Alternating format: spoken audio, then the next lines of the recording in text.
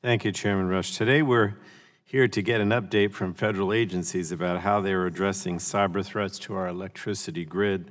We know our enemies are rapidly developing new techniques to compromise and attack our grid, so it's vitally important that the federal government and the electric industry remain vigilant in ensuring the grid is secure.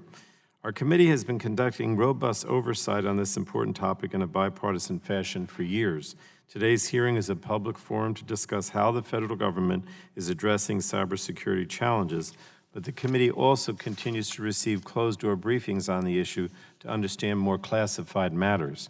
Our witnesses and their respective agencies all take cybersecurity of the grid very seriously, and I believe Secretary Perry made the right decision in creating the position of Assistant Secretary for Cybersecurity, Energy Security, and Emergency Response to focus specifically on these pressing issues.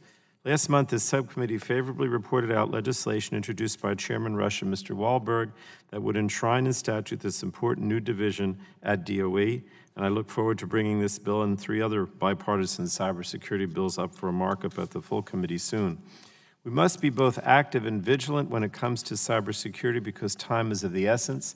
In March, we had the first reported malicious cyber event that disrupted grid operations of a Western utility.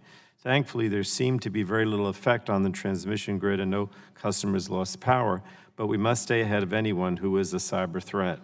And I appreciate the work of FERC and NERC and NERC or NERC to continue enhancing critical infrastructure protection standards like the final rule last October to bolster supply chain risk management.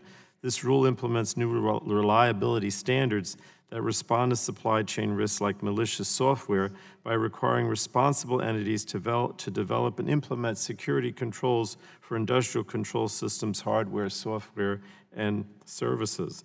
And these are the types of important forward-looking actions we need to proactively protect our grid against attacks. And while this hearing today is not specifically about pipeline cybersecurity, I'd be remiss not to mention how important that is to our grid system. We have a reliable pipeline system, but we never want to find ourselves in a different situation. So I remain concerned about the lack of resources and expertise at the Transportation Security Administration's Pipeline Security Program. I look forward to hearing from DOE about possible ways they could help address these safety gaps. As I've said before, if TSA continues to devote scant resources or attention to these matters, we must start looking at other options to keep our pipes secure. So again, thank our witnesses for being here today as we discuss this critical security issue. And with that, Mr. Chairman, unless someone else wants the time, I yield back.